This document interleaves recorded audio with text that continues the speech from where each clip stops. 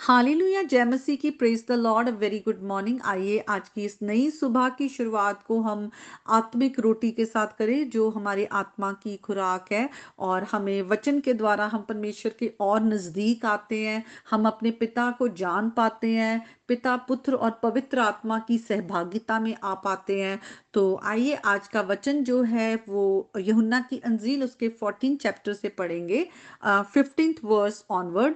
और यहाँ पर यीशु मसीह क्रूस पर चढ़ाए जाने से पहले बहुत सारी डीप गहराई की बातें अपने चेलों के साथ वो शेयर करते हैं। और जब हम 15 आयत से पढ़ें तो वहाँ पर यीशु मसीह एक बहुत अच्छी बात कहते हैं। और आज हम विश्वासियों के लिए, हम यीशु मसीह के चेले हैं, हमारे लिए ये बात को जानना उतना ही ज़रूरी है जितना तब उन चेलों के लिए था जब वो यीशु मसीह के साथ थे। तो यहाँ पर यीशु मसीह कहते हैं, यदि तुम मुझसे प्रेम रखते हो तो मेरी आज्ञाओं को मानोगे। हम बहुत आसानी से कह देते कि हम जीसस को प्यार करते हैं, वी लव जीसस। यह बहुत आसान होता है, लेकिन यहाँ पर साफ साफ एक पैरामीटर है कि अगर तुम मेरी आज्ञाओं को रखते हो, उसी से मैं ये जानूंगा कि तुम मुझसे प्रेम रखते हो। हम देखते हैं किस तरह से अदन के बाग में भी आज्ञाएं दी गई थी, जो आज्ञा की ये पेड़ का फल नहीं खाना, और उन्होंने परमेश्वर की आज्ञा को तोड़ा। उन्होंने एक तरह से परमेश्वर की आज्ञा को तोड़कर उन्होंने दूसरी चीज़ों को, जो उनकी आंखों की अभिलाषा थी या जो भी उन्हें अच्छा लग रहा था, उन्होंने शैतान के झूठ को सुना और उन्होंने परमेश्वर जैसा बनना चाहा। तो उन्होंने अपने आप को परमेश्वर से ज़्यादा अपनी बुद्धि का सहारा लिया। तो किस तरह से वो रिश्ता था जो टूट गया है, जो रिश्ता टूट गया था उसी को यीशु मसीह फिर से जोड़ने इस संसार में आए हैं।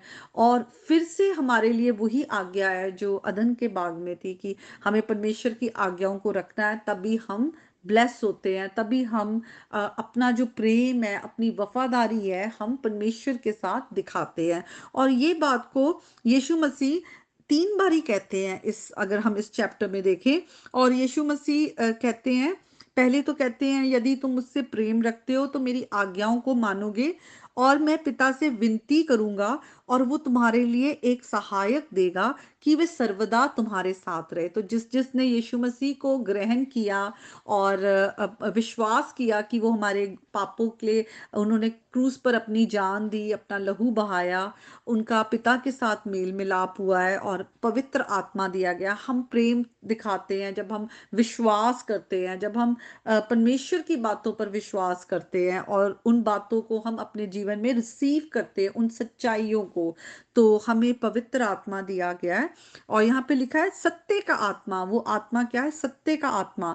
जो संसार है, लिखा है, उसे ग्रहण नहीं कर सकता, क्योंकि वे ना उसे देखता है ना उसे जानता है, परंतु तुम उसे जानते हो, वे तुम्हारे साथ रहता है और वे तुम में होगा। ये सत्य का आत्मा है, परमेश्वर का सत्य। और जब परमेश्वर के सत्य का आत्मा हमारे अंदर आ जाता है तो वो हमें सही और गलत में हमें पहचान दिखाता है। हम वचन को पढ़ते हैं, हमारी आंखें खुलती है, आत्मिक बातों को हम बिना पवित्र आत्मा के हम उन बातों को समझ नहीं सकते। बहुत से लोग हैं जिन्होंने पूरी बाइबल पढ़ी हुई है, लेकिन वो आत्मिक आंखें तभी खुलती हैं जब परमेश्वर चाहते हैं, जब हमारा परमेश्वर के साथ मेल मिलाप होता है, जब हम पवित्र आत्मा पाते हैं।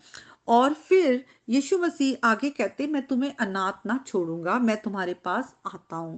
तो सचमुच परमेश्वर ने हमें अनाथ नहीं छोड़ा है, हमें हमारा मेल मिलाप कराया। हम अपने आसमानी बाप से, हमारा रिश्ता टूट गया था, लेकिन यीशु मसीह के द्वारा हमारा मेल मिलाप हुआ है। और यीशु मसीह ने जाने से पहले भी अपने चेलों को कहा कि मैं संसार के अंत तक तुम्हारे साथ हूँ। तो हमारा जो जीवन है, ये नया जीवन जो हमें मिला है, प्रभु यीशु मसीह के द्वारा मिला है, प्रभु यीशु मसीह में मिला है। और आज मसीह हमारे अंदर है, पवित्र आत्मा हमारे अंदर है। तो अब अगर हम 26 वर्स में आए तो वहां भी ये बात को यीशु मसीह दोबारा कहते हैं, परंतु सहायक अर्थात पवित्र आत्मा जिसे पिता मेरे नाम से भेजेगा, वे तुम्हें सब बातें सिखाएगा और जो कुछ मैं तुमसे कहता हूँ वे सब तुम्हें स्मरण कराएगा। तो जब हम वचन को पढ़ते हैं और कभी भी देखिएगा, जब भी हमें एक एक किसी संकट में या किसी भी ऐसी परिस्थिति में पड़ते हैं जहाँ पर हम डिसीजन मेक नहीं कर पाते, या हमें लगता है कि हम मायूस है या परेशान है, तो जो वचन हमने पढ़ा होता है उसे पवित्र आत्मा हमें याद दिलाता है। थोड़े दिन पहले मैं बहुत ही घबराई हुई थी किसी परिस्थिति को लेकर, और खुदा का एकदम से वचन जो मेरे सामने आया वो ये था कि मत डर, मैं तेरे साथ हूँ, मैं तेरी सहायता करूंगा।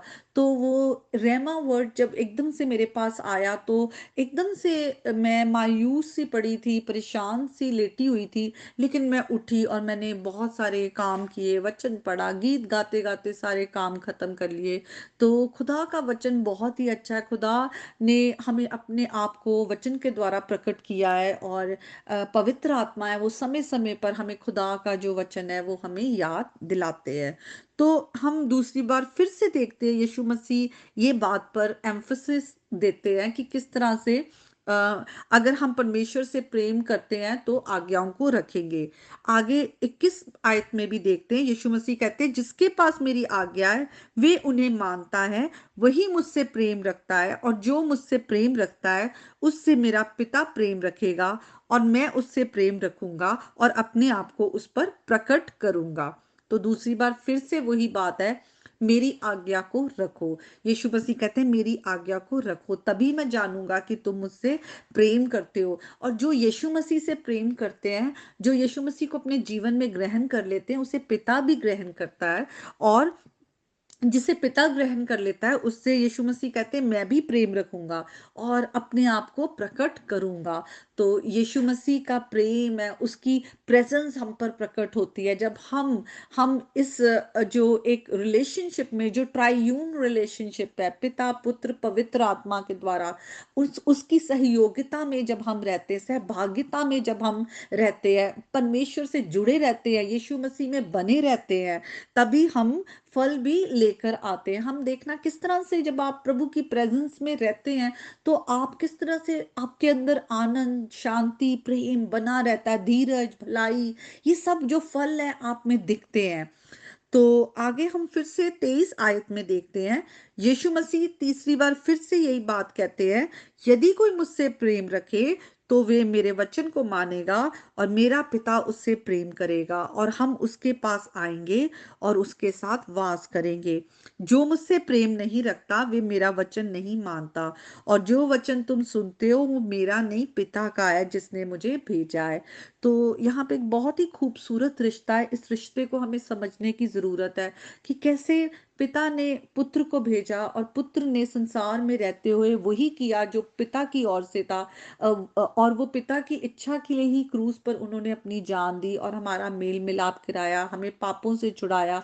तो यीशु मसीह जो हैं वो बिल्कुल अपने पिता के आगे सबमिट करते हैं, और वो आज्ञाकारिता दिखाते हुए उन्होंने इस संसार में एक परफेक्ट मैन, जो उन्होंने वो लाइफ जी, उन्होंने पूरी व्यवस्था को हमारे लिए पूरा किया। अब वो हमें उस व्यवस्था में, उस धार्मिकता में हमें बुलाते हैं, और हमें कहते हैं कि वो हमारे साथ उस धार्मिकता को शेयर करते हैं, क्योंकि हम विश्वास के द्वारा धर्मी ठहराए गए हैं, और हमारे गुनाहों का बोझ यीशु मसीह ने अपने ऊपर ले लिया।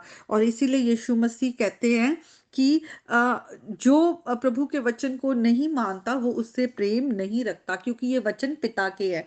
तो यीशु मसीह पिता को सारा ऑनर देते हैं, और पिता जो है वो पुत्र को ऑनर करते हैं। यीशु मसीह के लिए पिता ने कहा किस तरह से, जब यूहन्ना बपतिस्मा वाला दे रहे थे उन्हें, तब भी ऊपर से आकाश खुला, आवाज आई कि ये मेरा प्रिय पुत्र है, इससे मैं प्रसन्न हूँ। और हम देखते हैं किस तरह से ट्रांसफिगरेशन के टाइम भी, जब पतरस यूहन्ना और याकूब को यीशु मसीह मूसा और एलिया नबी के साथ दिखाई देते हैं, तब आवाज आती है, और और ये आवाज आती है पिता की कि ये मेरा प्रिय पुत्र है, इसकी तुम सुनो। तो पिता भी चाहते हैं कि हम पुत्र की बातों को सुने।